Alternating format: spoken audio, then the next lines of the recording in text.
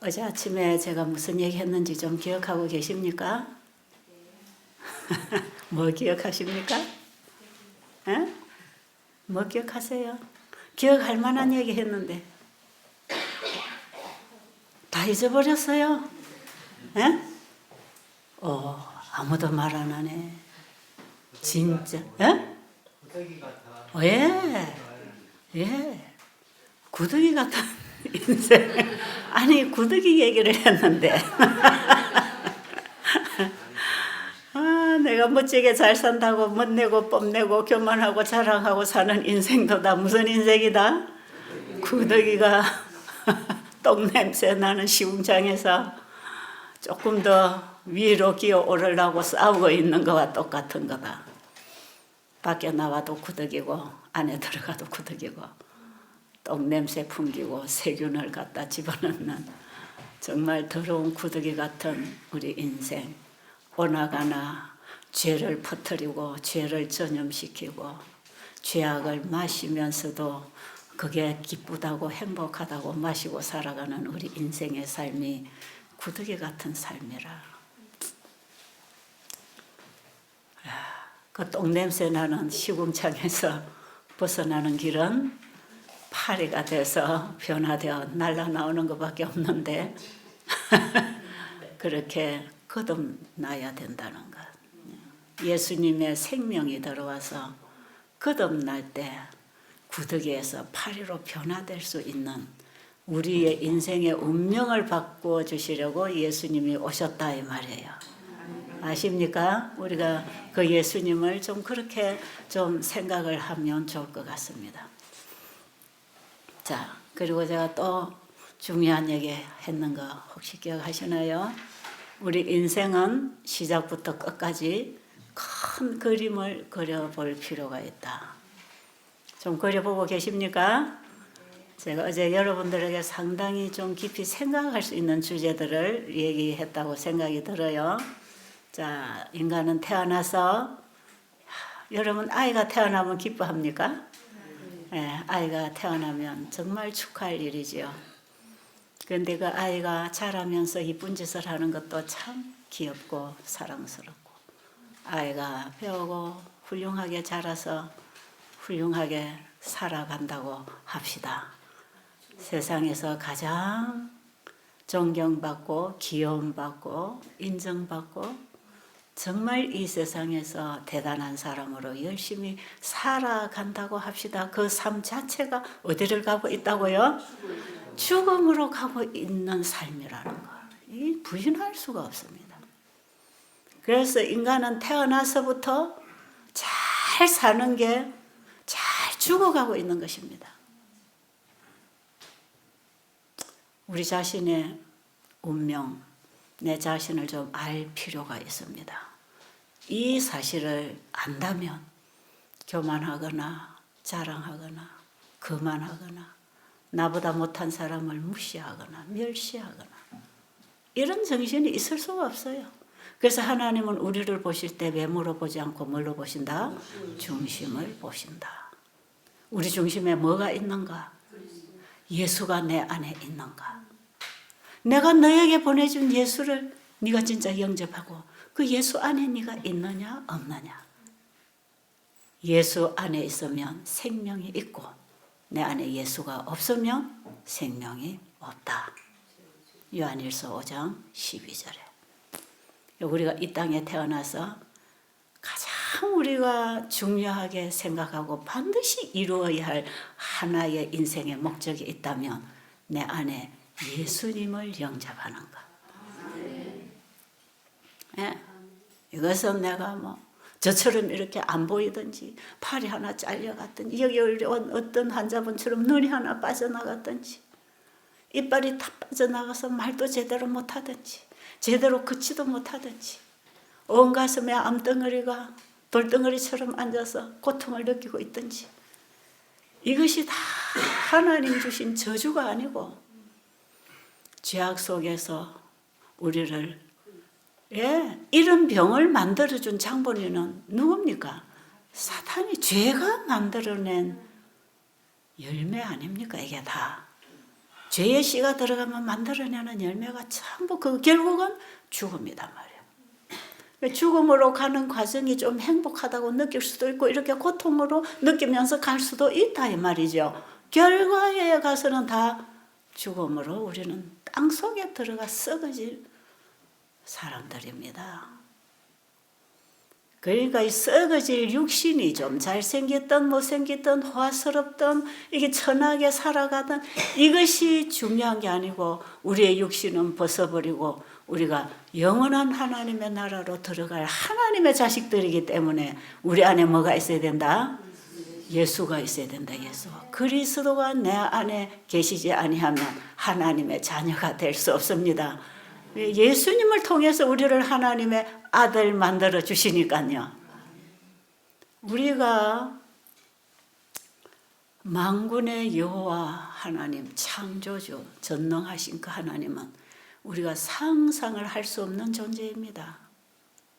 여러분, 이 하늘이 얼마나 넓고 광대하고 이 우주를 창조하시고 이 세상을 창조하신 그 하나님은 도무지 우리가 상상할 수 없는 분이에요.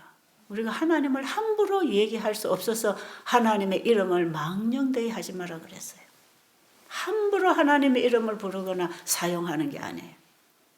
천사들은 하나님 앞에 나아갈 때 하나님의 이름을 부를 때는 다 엎쳐서 고개를 숙이고 그분의 이름을 부를 수 있다는 그 전능하신 하나님이 내 친아버지가 된다는 것입니다. 그래서 아빠는 어떤 사람이 부르는 명칭이죠? 친자식이어야 아빠하지요.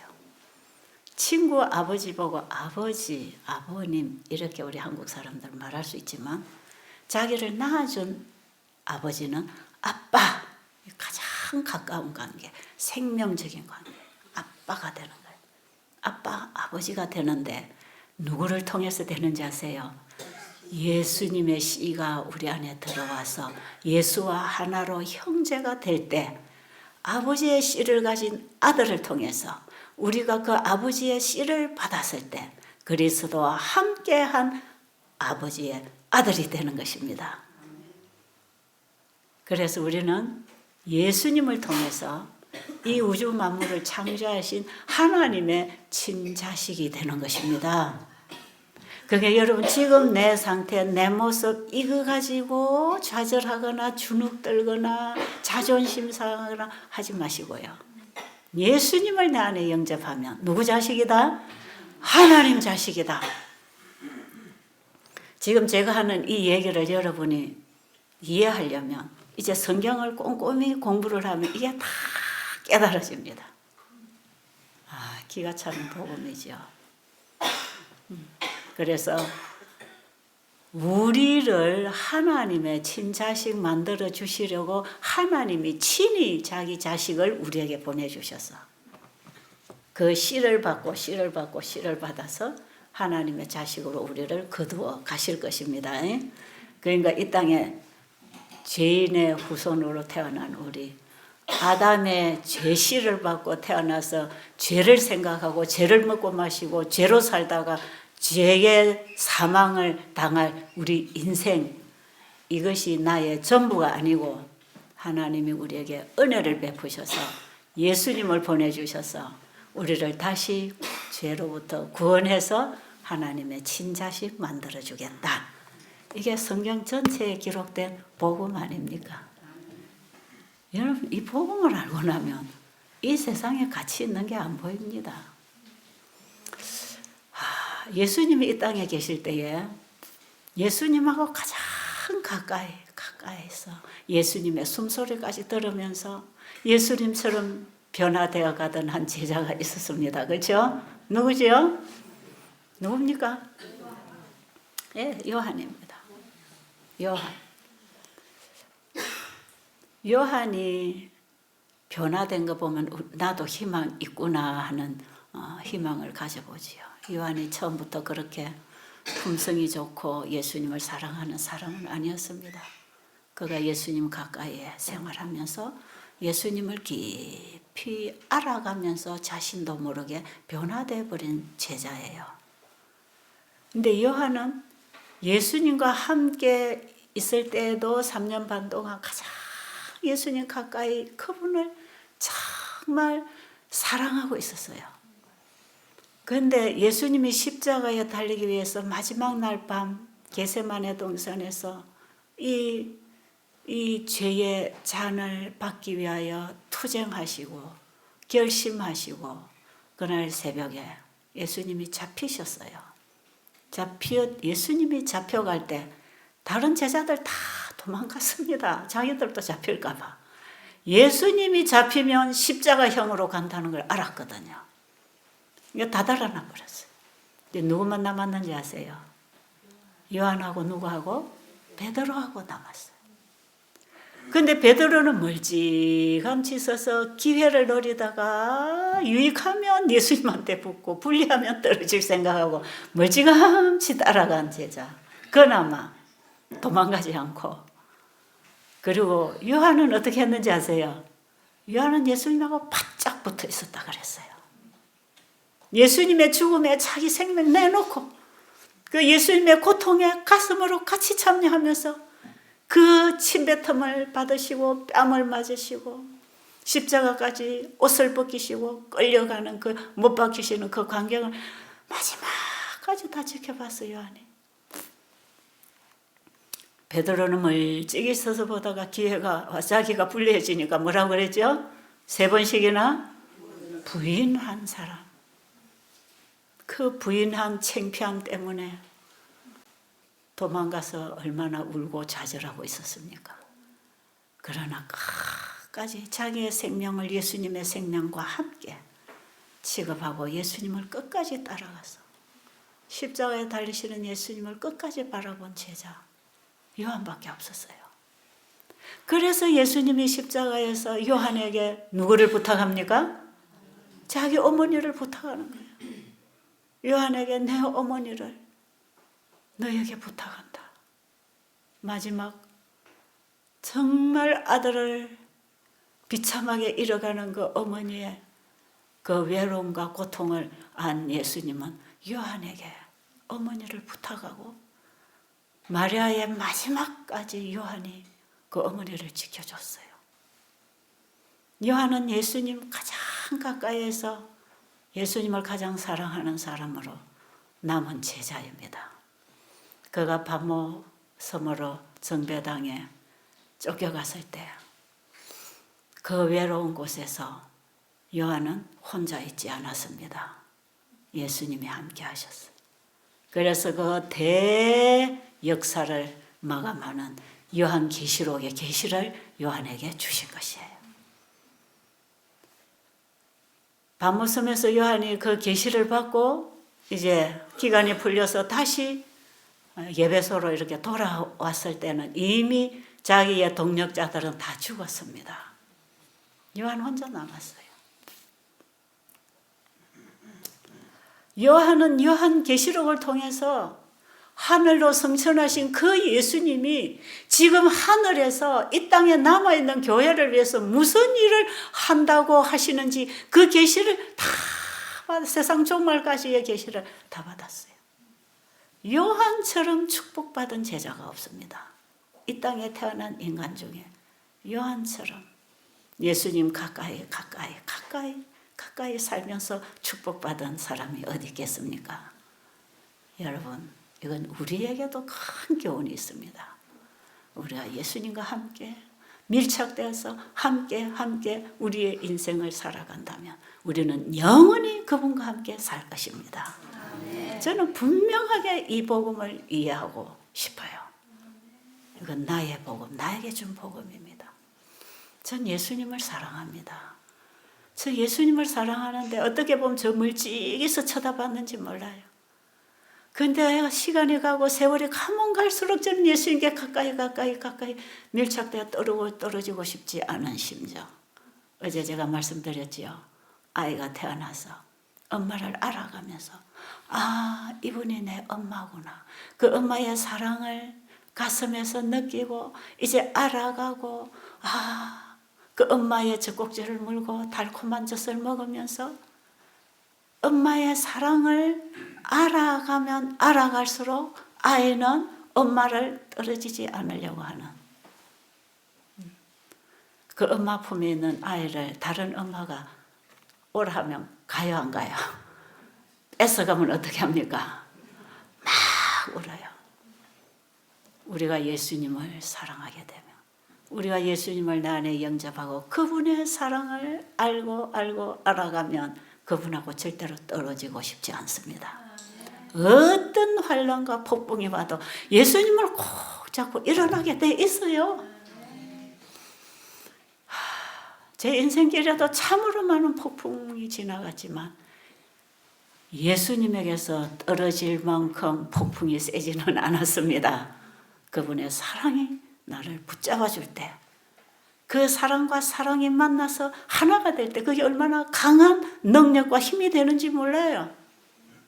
예수님을 영접했다, 거듭났다는 그 마음은 아이가 엄마로부터 태어나서 그 사랑을 먹고 알아가는 것처럼, 예수님을 영접해서 거듭난 새 사람은 그 사랑을 먹고 그 사랑을 알아가면서 절대로 예수님과 떨어질 수 없는 하나 되는 밀착이 일어나는 거예요.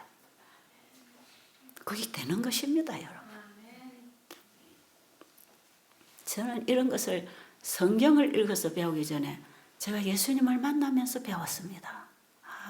떨어질 수 없는 관계, 그 사랑의 줄은 절대로 우리와 주님의 관계를 끊을 수 없는, 어떤 환난이나 가난이나 핍박이나 죽음이 온다 할지라도 끊을 수 없는 줄, 사랑의 줄이죠.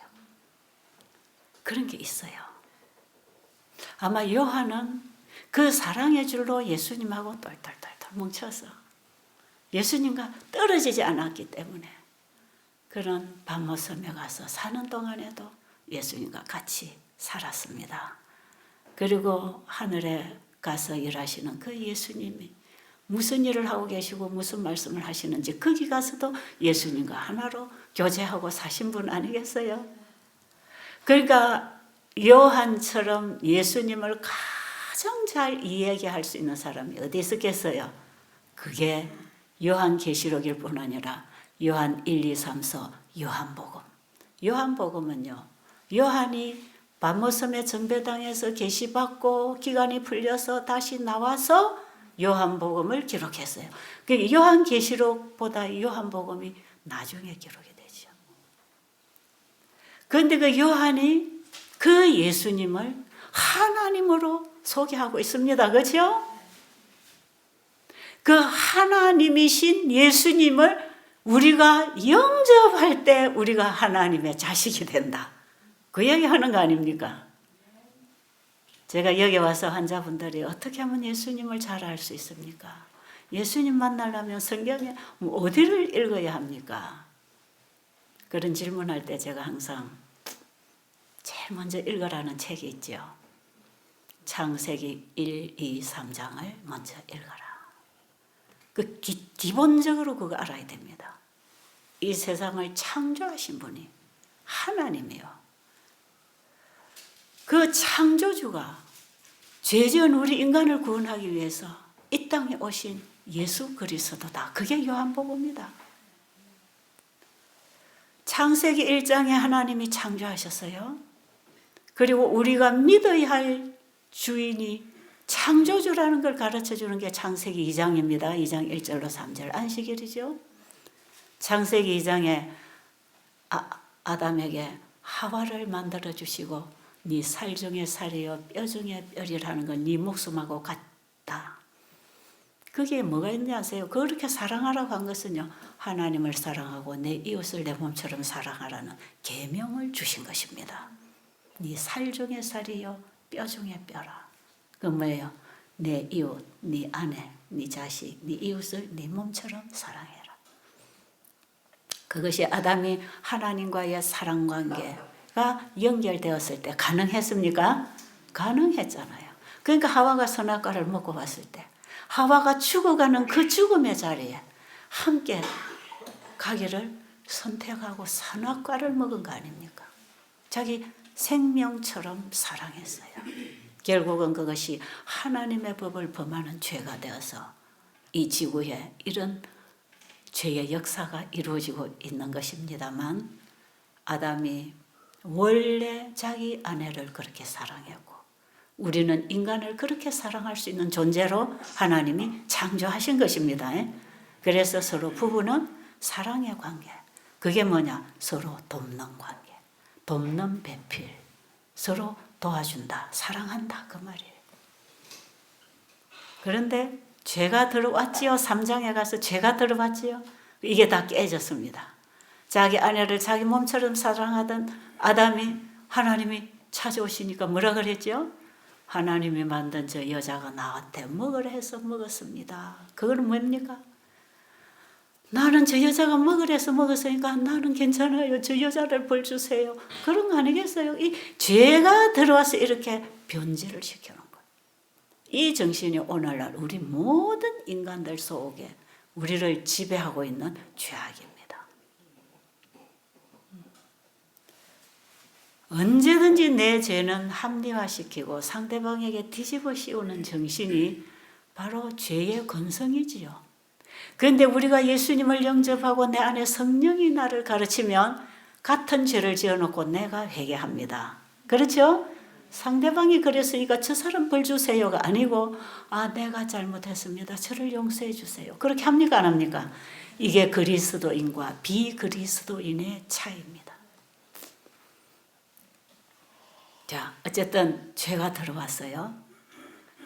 이웃을 사랑하라고 사랑을 주셨는데 그 사랑을 깨트려버린 거. 하나님과 인간관계의 사랑을 깨트려버리는 게 죄였고, 죄가 들어오니까 죄된 행동을 하고 있어서 우리 인간관계는 다 이기적이고 시기하고 질투하고 깨진 인생을 우리는 지금 맞추려고 열심히 노력하고 있는데 불가능입니다. 누가 오셔야 맞춰지지요? 예수님이 오셔야 맞춰집니다. 내 안에 예수님이 계시고 너 안에 예수님이 계실 때 맞춰집니다. 그래서 그걸 다시 회복시켜 주시려고 창세기 3장 15절에서 예수님을 보내주시겠다고 약속하십니다. 그런가요? 창세기 3장 15절에 무슨 말씀이 있는지 오늘 여러분이 읽어보세요.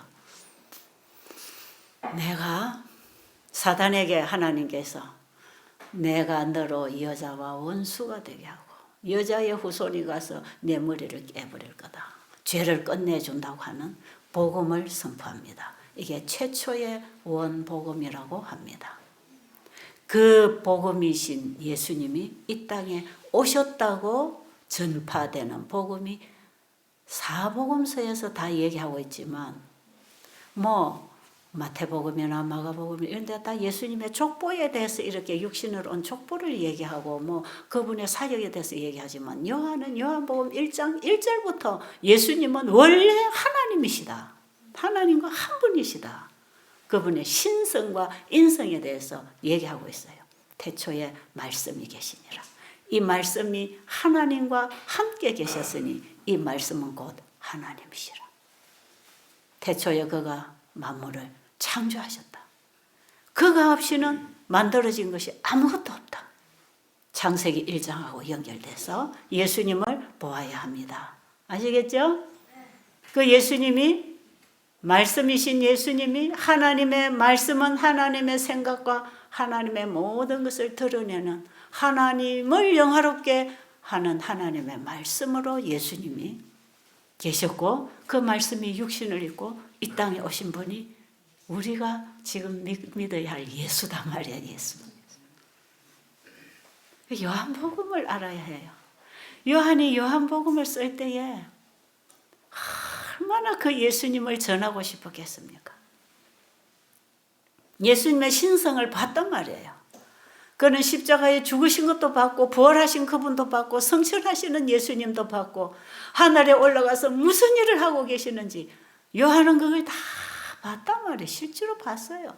그래서 요한 1서 1장 1절에 보면 태초에 있는 그 말씀에 관하여는 내가 직접 보았고 만졌고 내가 함께 교제하고 내가 다 안다. 그래 내가 정인이다.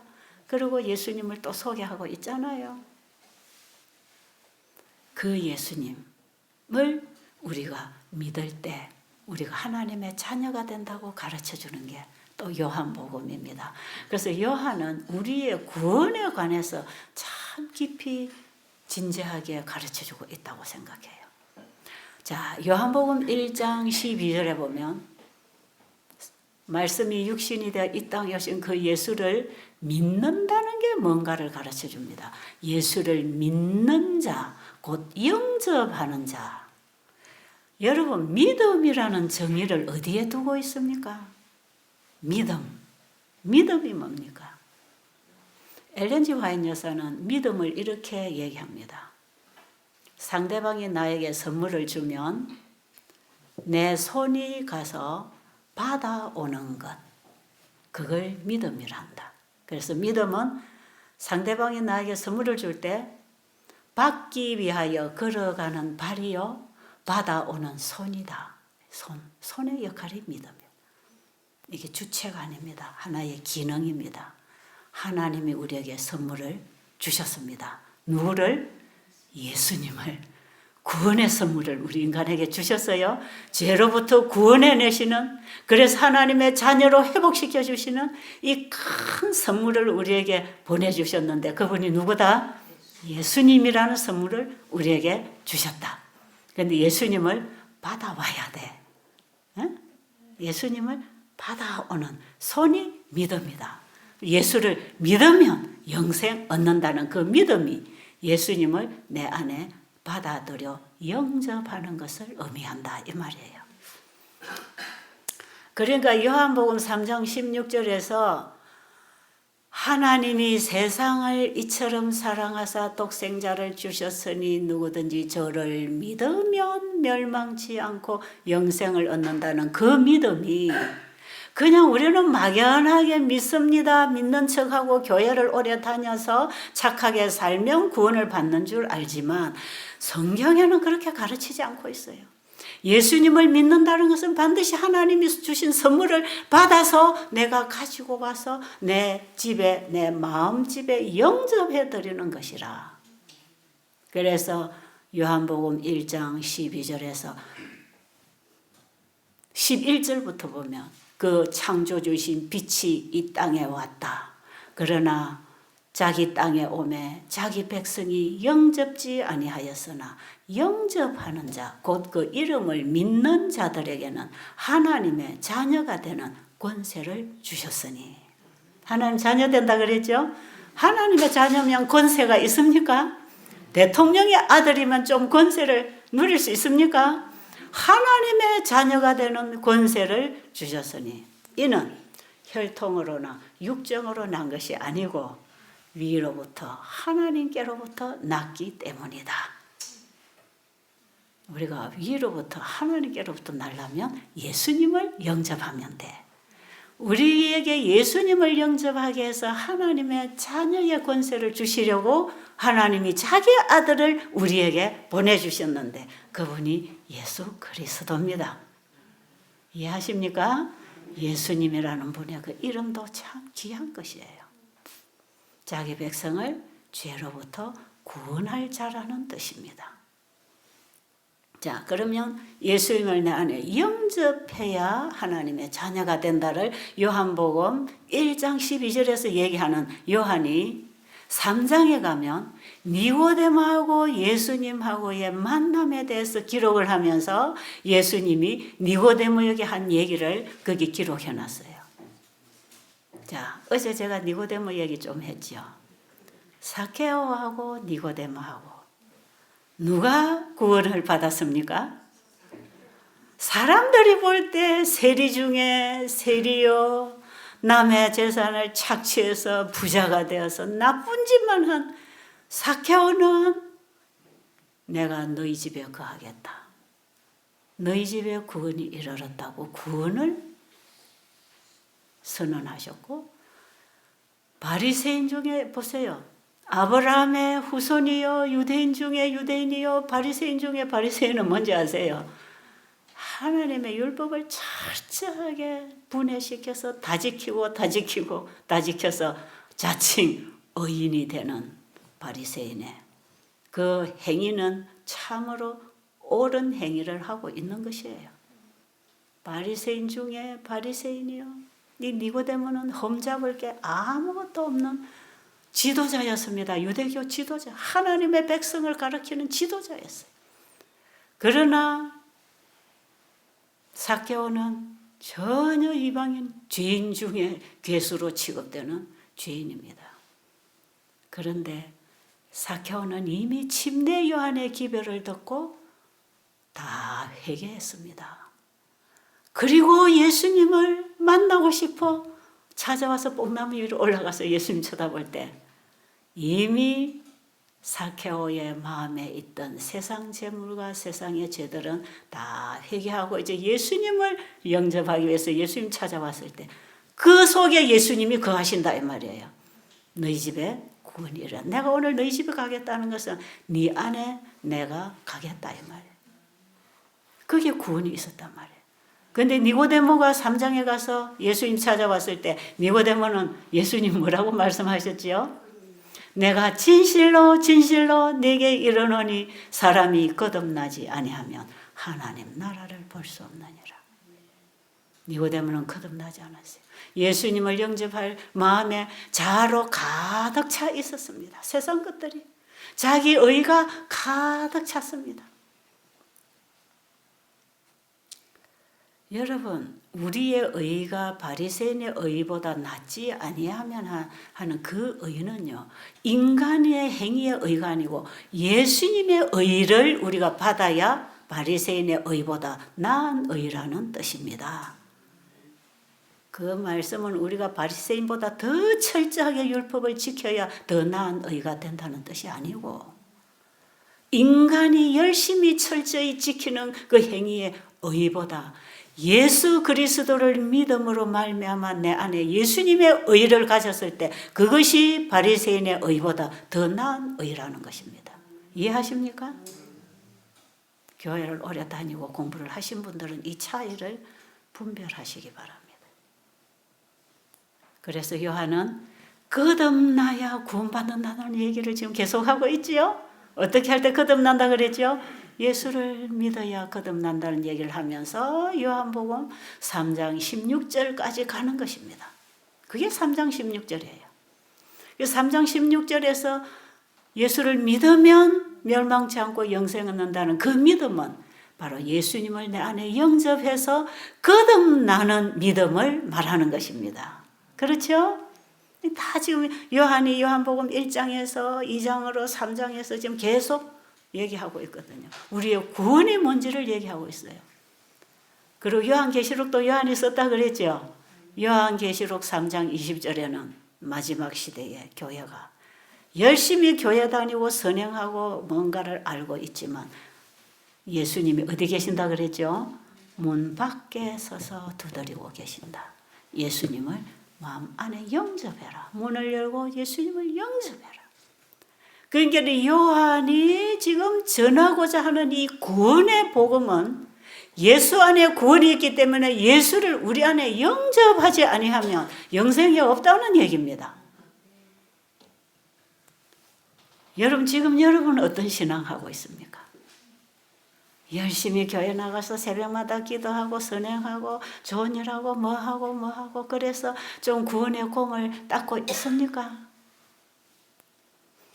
그걸 아무리 철저히 잘해도 바리새인처럼 그렇게 철저히 잘할 수 있을까요? 그런데 우리에게는 바리새인의 의보다 더 나은 의가 있어야 된다는 거예요. 그게 누구의 의입니까? 예수 안에 있는 의. 예수를 믿음으로 말미암는 의가 있어야 하나님 앞에 의인이 된다는 것. 그래야 우리가 하나님의 자녀가 되는 자격을 갖추는 것. 우리에게 예수님 필요합니까? 예수님이 필요합니다. 제가 요즘에 여기 오신 몇 분들하고 상담을 하면서 어제도 또 새로 오신 분이 계셨어요. 이분들은 성경의 교리를 똑바로 몰랐다 할지라도 그들 마음속에 예수님이 계시는 것을 제가 보게 됐어요. 그래서 제가 어저께 상담을 하고 난 이후에 우리 조집사 보고 그랬어요. 봐, 다른 종파에나 이 세상에 정말 단순하게 예수님을 구주로 영접해서 예수 안에 영생을 가지고 있는 영혼들이 얼마나 많이 있는지 몰라. 그럴까요? 그렇습니다. 그렇습니다. 그 속에 예수님이 계시다. 아직 그들이 안식일이 뭔지 몰라. 건강기별이 뭔지 몰라. 이거 아무리 잘해도 예수님이 없으면 이 라오디게아 상태입니다. 아시겠어요? 요한은 예수님을 문 밖에서 두드리게 하지 말고 빨리 열고 영접해라. 똑같은 얘기입니다. 똑같은 얘기를 지금 요한은 하고 있지요. 왜? 요한은 자기 안에 예수님이 계실 때 자기에게 어떤 변화와 경험이 일어나는지를 알아요. 자기가 믿음 안에 있는지 믿음 밖에 있는지 알아요. 그 예수가 내 안에 계시는 그 믿음 안에 있어야 된다는 거. 그걸 요한은 끊임없이 얘기하고 있습니다. 요한 1, 2, 3서에 보면 예수님이 내 안에 계실 때 내가 어떻게 이웃을 사랑할 수 있는지를 또 얘기하고 있지 않습니까? 자, 우리 인간은 사랑이 없다고 했습니다. 왜? 여러분, 자녀도 부모에게서 태어나서 부모의 사랑을 많이 받고 자란 이런 아이는 성장해서 자기 가족이나 이웃이나 아내나 자녀를 사랑할 줄을 알아요. 왜? 사랑은 자기가 받아서 가지고 있어야 사랑을 나눌 수 있기 때문에. 그래서 부모로부터 형제로부터 사랑을 많이 받아서 그 사랑을 알고 가지고 있는 사람은 그걸 나눌 수 있기 때문에 자기 아내나 자식도 사랑할 수 있는데, 자라면서 부모나 형제로부터 사랑을 못 받고 산 사람은 사랑을 줄 줄을 몰라요. 그래서 부부 갈등이 많이 생기는 것입니다. 왜요? 사랑을 모르니까, 안 가졌으니까 어떻게 줄 수 있겠어요? 마찬가지예요. 예수님이 나를 사랑하신 그 사랑을 내가 맛보지 않고 가지지 않으면 이웃을 내 몸처럼 사랑할 수 없습니다. 예수님의 사랑을 맛보고 그 사랑을 가지고 있을 때 그 사랑을 줄 수 있는 것이에요.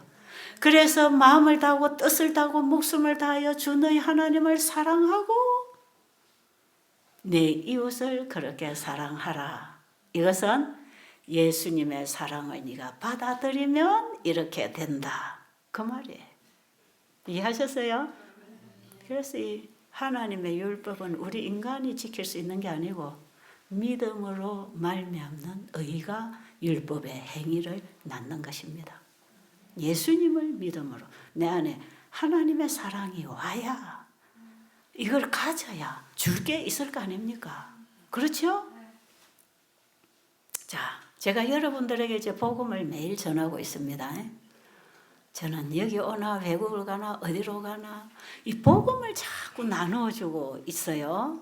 복음이 누굽니까? 예수님이죠. 기쁜 소식이라는 것입니다. 병자들에게 기쁜 소식이 뭡니까? 병이 낫는 게 기쁜 소식 아닙니까? 죄인들에게는 죄로부터 구원하시는 예수님이 기쁜 소식이에요. 영원히 멸망당할 이 세상의 인간들에게 우리의 구원자 예수님은 기쁜 소식 아닙니까? 예수님이 기쁜 소식입니다. 그분이 기쁜 소식 메시지입니다. 영원한 복음입니다. 제가 사람들 만나면 이 복음을 이 나라 저 나라로 다니면서 계속 환자들에게는 환자에게 복음이 되고 죄인에게는 죄인에게 이 세상에 죽어가는 인류들에게 줄 수 있는 영원한 복음. 복음을 제가 자꾸 주고 다니잖아요. 제가 이 복음을 안 가졌으면 줄 수 있을까요? 없을까요? 줄 수 없어요. 제가 복음을 가져야 줄 수 있는 것입니다. 복음을 뭔가 알아야 나눠주지요. 그래서 계시록 14장 6절에 새 천사의 자질은 영원한 복음을 가진 자. 아십니까? 계시록 14장 6절에 보면 요한이 마지막 시대에 전파될 영원한 복음에 대해서 쓰면서 영원한 복음을 전하는 하늘로부터 온 기쁜 소식을 이 세상 땅끝까지 전파하는 사람들을 새 천사라고 상징적인 얘기를 통해서 우리의 사업을 얘기하고 있어요. 그런데 이 새 천사는 뭘 가졌더라? 모든 나라와 족속과 방언과 백성에게 전할 영원한 복음을 가졌더라. 영원한 복음이 누구다? 예수님이다. 그 예수님을 가졌다는 게 뭡니까? 요한복음 1장 12절에서 영접했다. 거듭났다. 몸 밖에 계신 예수님을 내 마음 안으로 내 집으로 모셔드렸다. 그래야 내 안에 계실 거 아닙니까? 그게 영원한 복음을 가졌다 하는 뜻입니다. 이 복음을 가진 자는 자기가 가진 복음을 나누어 줍니다. 사도 바울이 그런 복음 전도자였습니까? 바울이 바로 그런 전도자였어요. 그래서 로마서 16장에 보면 나의 복음과 내가 전파하는 이 복음은 영세 전부터 하나님 속에 감추어졌다가 이제는 나타내신 바 된 누굽니까? 예수를 내가 전하는데 바울은 나의 복음과 나의 전파하는 복음은 예수 그리스도다. 이걸 얘기하고 있죠? 신약의 거의 대부분을 도배하다시피 하고 있는 글이 바울의 글입니다. 바울의 복음서입니다. 바울은 그 예수님을 마음에 영접하고 그 예수님의 사랑이 뜨거워서 그 뜨거운 불에 자기 자아는 태워 죽어지고 그 불의 열기를 가지고 영혼들에게 불을 붙이는 불쏘시개가 되었다 이 말이에요. 그게 복음 전도자입니다. 시간 다 돼갑니까? 아직 시간 조금 남았네. 자, 조금 더 얘기할게요. 괜찮습니까? 네. 지루하지 않아요? 네. 누가복음 12장 49절에 보면 예수님이 이런 말씀하십니다. 내가 세상에 불을 던지러 왔노라. 예수님이 우리에게 뭘 던지러 왔다? 불을 던지러 왔노라. 이 불이 이미 붙었으면 무엇을 원하리요? 예수님이 이 세상에 오신 것은 한 가지를 위해 오셨답니다. 뭘 던져주려고? 불을 던져주려고 오셨다. 근데 이 불이 어디엔가 붙었으면 더 이상 할 일이 없다. 그건 무슨 뜻일까요? 자, 예수님이 우리의 가슴에 무슨 불을 던져주시지요? 사랑의 불입니다. 이 불은 사랑입니다. 사랑. 예수님은 우리의 가슴 속에 사랑의 불을 붙여주려고 오셨습니까? 네, 오셨어요. 예수님을 영접하면 우리의 마음에는 예수님의 사랑의 불이 붙는 것이에요. 내가 세상에 불을 던지러 왔다. 불이 이미 붙었으면 무엇을 더 원하겠느냐? 왜? 여러분, 불을 어떤 태워야 할 물질에 불을 붙여놓으면 이제는 불이 물질을 태우는 것입니다. 그렇죠? 불을 붙여만 놓으면 이제 불이 자꾸 타면서 물질을 계속 태워가지요. 그 불은 타야 할 물질이 다 탈 때까지 꺼지지 않습니다. 예수님이 우리의 마음에 사랑의 불을 던지러 왔어요. 그 사랑의 불이 우리의 가슴에 붙으면 그 불이 우리 안에 있는 죄를 태웁니다. 이 사랑의 불은 뭘 태워요? 죄의 불을, 죄를 태우는 불이다 이 말이에요. 그 사랑의 불이 우리의 가슴에 먼저 내 마음 성소가 더러워져 있는 이 성소 안에 있는 더러운 죄의 찌꺼기들을 다 태웁니다. 이것이 태워지면서 나를 태우면서 나는 죽고 그리스도가 드러납니다. 이게 예수를 믿음으로 말미암아 살아가는 삶이지요. 그런데 그래서 우리는 불쏘시개가 돼야 된다는 거예요. 그 예수님께 받은 불을 또 다른 사람에게 붙여주는 일을 하는 게 복음 전하고 봉사하는 것입니다. 자, 그런데 여러분, 셋째 천사가 계시록 14장 9절 이후로 보면 짐승에게 경배하고 짐승의 표를 받는 자에게는 뭐가 온다 그랬죠? 하늘로부터 영원히 소멸시키는 불이 와서 그들을 사루어 버린다 그러죠. 그 불은 무슨 불일까요? 그것도 사랑의 불입니다. 사랑의 불은 뭘 태운다? 죄를 태우는 불. 그래서 마지막 이 지구에 죄와 죄인들과 죄의 물질들을 완전히 태워버리는 그 불은 영원히 꺼지지 않는 영영한 불, 하나님의 사랑의 불은 영원히 꺼지지 않습니다. 그 사랑의 불은 뭘 태운다? 죄를 다 태워버리고 탈 것이 없어질 때까지 태워버린다. 완전한 소멸.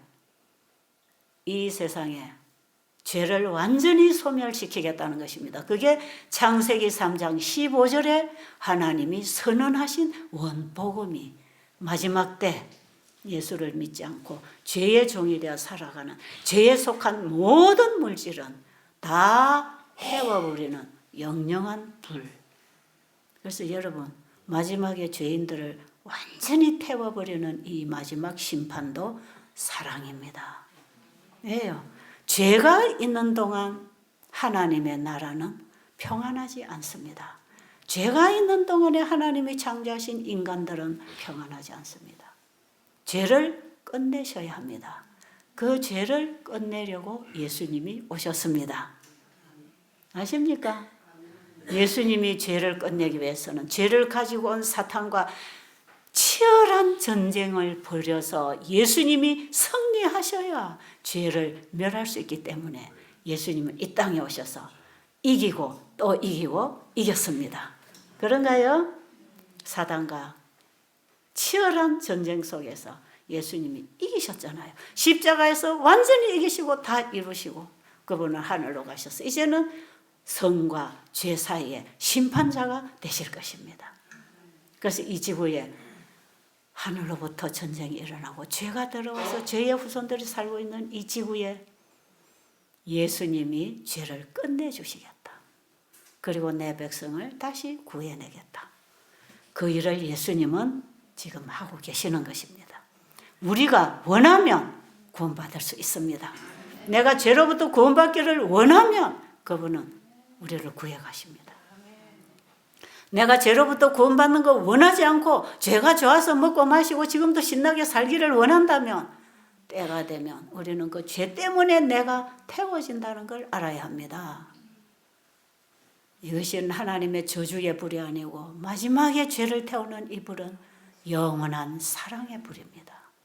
그 사랑이 죄를 용납할 수 없기 때문에, 왜? 죄는 우리에게 불행과 고통을 주는 거기 때문에, 이런 질병과 사망을 주는 거기 때문에 질병과 사망과 고통을 영원히 끝내주겠다는 복음이 죄를 영영히 태워버리겠다는 얘기 아닙니까? 그래서 온 우주에 영원히 죄는 끝났다. 우리는 그 세상에 하나님과 함께 영원히 살 것입니다. 제가 아래 그랬지요. 우리가 한번 죽는 게 절대로 끝이 아니고 부활이 있다는 얘기 했지요. 절대로는 이대로 살다 한번 죽고 끝나는 게 아니에요. 다시 부활이. 의인의 부활, 악인의 부활이 있습니다. 내가 의인의 부활이 일어날 건지 악인의 부활이 일어날 건지는 이 땅에 사는 동안에 결정되는 것이라. 그런데 여러분이 죽었다가 나중에 내가 부활을 했는데 예수님이 공중에 재림하시는 광경이 보이면 의인의 부활에, 영생의 부활에 일어난 것이고, 내가 부활을 해서 눈을 떠보니까 큰 예루살렘 성이 내 앞에 우뚝 서 있다. 그때는 무슨 부활입니까? 악인의 부활이에요. 영원한 사랑의 불이 내려와서 죄를 소멸시키는 불에 내가 죄를 가지고 있기 때문에 죄와 함께 영원히 완벽하게 없어질 것입니다. 여러분은 어느 부활에 일어나기를 원하세요? 예수님의 재림 때 생명의 부활에 일어나야 되지 않겠어요? 그 영생하는 부활에 내가 일어나려면 내 안에 예수님이 영접되어야 합니다. 내 안에 예수님이 영접되었다면 예수님보다 더 사랑하는 것은 아무것도 없게 됩니다. 오직 예수님만 사랑하기 때문에 예수님만 얘기하고 사는 것입니다. 사랑하는 사람을 자랑하고 싶잖아요.